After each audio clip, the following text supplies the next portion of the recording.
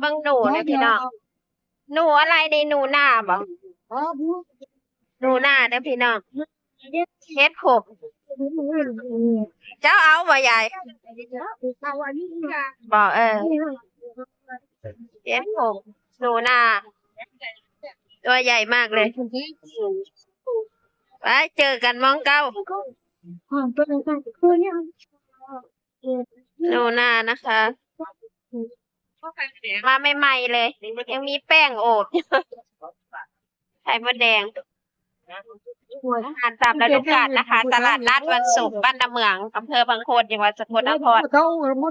บอกใครมาวลิทางวลิสภูมิวันศุกร์อย่าลืมนะคะ ตลาดนัดคลองถมมาแข้งกับมีต้านมะเร็งนะเนี่ยมาแข้งดีๆแข้งมาแข้งตาสะอ่อนนอกใครไปเลยสบายดีทั่วโลกยาพี่น้องพาทุกคนทัวร์ตลาดนัดนะคะมีต้อนรับทุกท่านนะคะ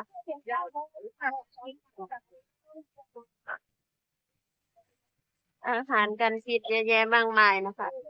ตลาดนัดของผมมีทุกวันศุกร์กุ้งทอดละร้อน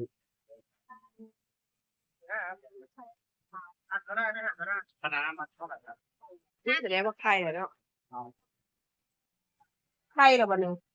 ไข่ครับจริงเลยเหรอบ่ไข่จะแน่ตัวไข่นี่เอง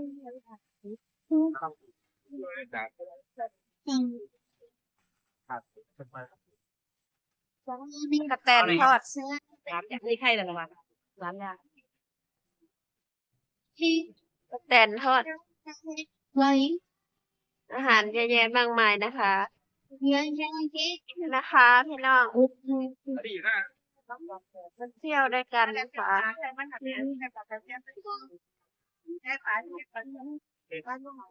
ตลาดนัดคลองถมพาทุกคนทัวร์นะ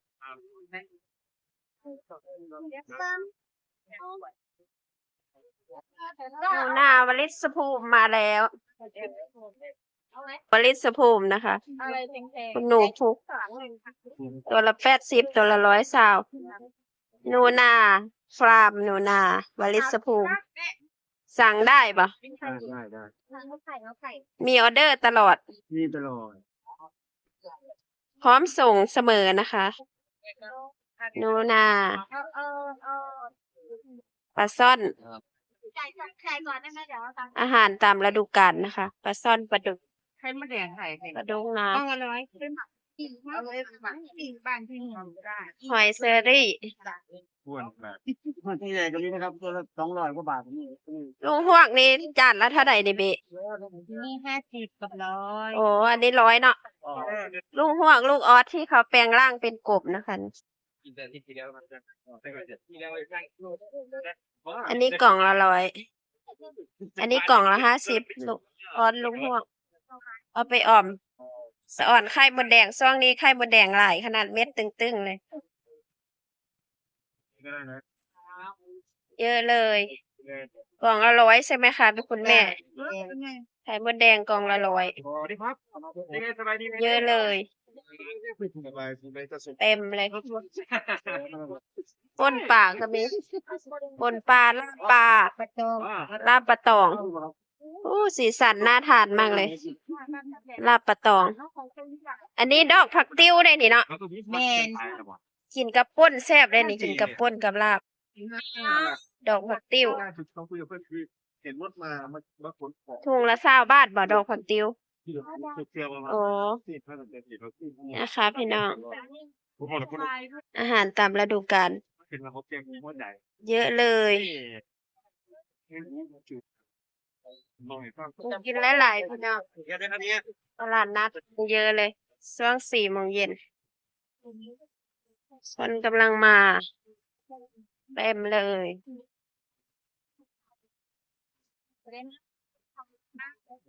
ตอนนี้มะยงชีสสวยมากเลยกิโลละ40 บาทแล้วค่ะมะยงชีสเรียกว่าหมักฝางลูกสวยมากสวยงาม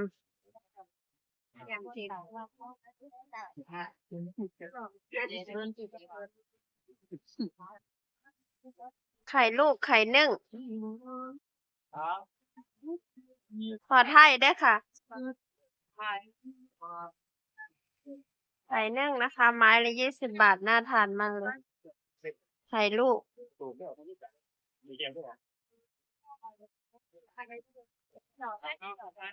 ก็ซ้ำกันครับกำลังเปรี้ยวครับยังตด ข้าวเห็ดเห็ดขาวแข็งแข็ง เอามาบัตร แดงแข็งผักหวานยอดอ่อนมากเลย เอาไปได้สิ จานละ50 บาทบ่เบค่ะ ไม่เอาปลากินไม่หาย เห็ดฟาง นึกว่าขายได้แต่ไม่ได้ก็บ่เป็นหยัง เห็ดอันนี้ดีนะบำรุงร่างกาย ทีหนึ่ง เห็ดอะไรคะเรียกคนกำลังเยอะนะคะช่วง4-5 โมงเย็น อะไรก็มีอันพัดเป็นปลาแล้วก็มันต้องทำ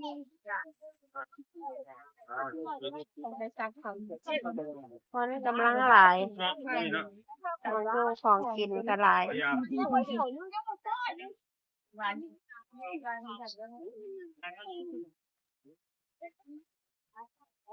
เยอะเลยอู้หมักม่วงงามแท้โลละ20 บาท เหมือนเดิม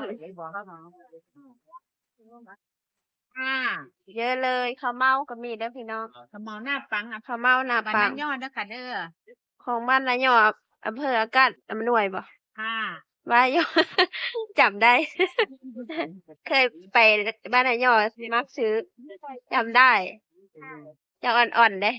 อ่อนๆสวยๆเลย อ่อนๆสวยๆข้าวเม่าเขาเจ้าแปลว่าเขาเจ้าคัดเกรดมาเลยเฮ็ดบดหน้าแกงมากเลย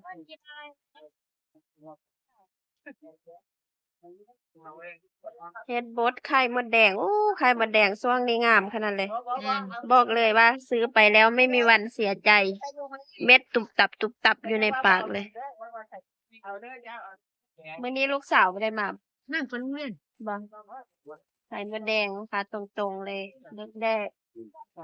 ติดอันงามๆเลยงามคือคนขายจานละ100บ่เบดักแดน นักเรียนจานละ50ค่ะ จานละ50คือใหญ่ โล แท้ จังโลละ โอ้ 100 บาท กิโลละ100เนาะ ค่ะ อันนี้ถุงละ20เนาะเมื่อฮอดอบแล้วก็กินได้เลยเนาะ แม่น ปลาย่างตัวใหญ่จังปลาซ่อนบ่นี่ พักข้าง ปลากดเนื้อสวยมากเนาะเนื้อออกเหลืองๆสวยมาก คนทำเหมือนจะใจเย็นมากเลยทำออกมาได้สวยมาก จานละ100บ่ ค่ะ นะชิมพร้อมบัดนี้ชิมฮอดของกินบัดนี้เห็นปลา มิมหัวมันเลยหัวเสือเลยได้นี่ เอานี่ เพิ่งเด้อพี่น้อง หัวน้ำหวานมันนั่นแห เอ ละ อ หัวเสือเลยเจอน้ำหวานมันเลย มันไม่หัวเสือด้วยหัวน้ำหวานมันเลย หัวแท้เลยเนาะ อืม เพิ่งแท้เลยได้อพี่น้องเนี่ยมันยัง 4 เดือน ยังมีโตเลยน้ำผึ้งแท้สดๆเลย อันนี้ขวดเท่าไหร่700บ่ ฮะ ขวดละเท่าไหร่ 300 300บ่ ขาย700เนาะแม่น เดี๋ยวตลาดอันแหล่งเขาขายขวดละ700พุ่นเด้ อ๋อ จานนั้น ค่ะก็แล้วแต่ผู้ขาย บ่ แม่นเฮาบ่ขายแพง ขวดละ300นึง นี่แหละแต่ว่า อันอยู่ตลาดแรงขวดละ700พุ่น บ่คันนั้นเพิ่งแท้อันนี้มันแท้อยู่ แท้ค่ะมาเบิ่งซื้อเบิ่งก่อนก็ได้ค่ะพี่ ห้างไม่เห็น เบิ่งก่อนก็ได้ ถ้าเป็นอยู่ในห้างนั้น พี่ คือ บ่ได้รับจากใครว่าหาเองเด้บ่ได้รับจาก บ่ อื่นเด้ มันดีเด้น้ำผึ้งกินตอนเช้า 700ใครมีผู้ซื้อแล้วก็ ไข่มดแดงงามขนาดเลยกล่องละ50บ่เบนี่ จ้า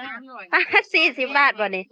ไม่ได้หลายแท้ปั่นกล่องละ50 จ้าขายบ่แพงจังหมู บ่ขายเอามันเนาะขายฟ้าขายแล้วก็เมื่อไอติมบ่ สุดจริง ชิปพุดดิ้ง ออกกัน มันจะกินขอไทยเด้อค่ะ สีสันสวยงามมากเลย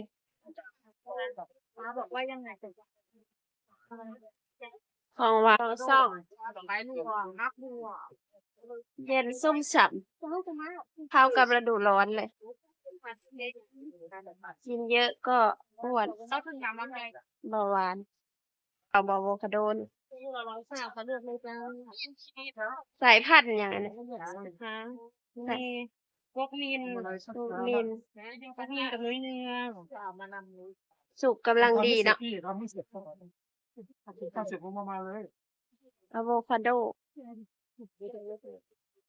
ขอบคุณที่รับชมนะคะ บ๊ายบาย เจอกันใหม่คลิปหน้าและคลิปต่อไปค่ะ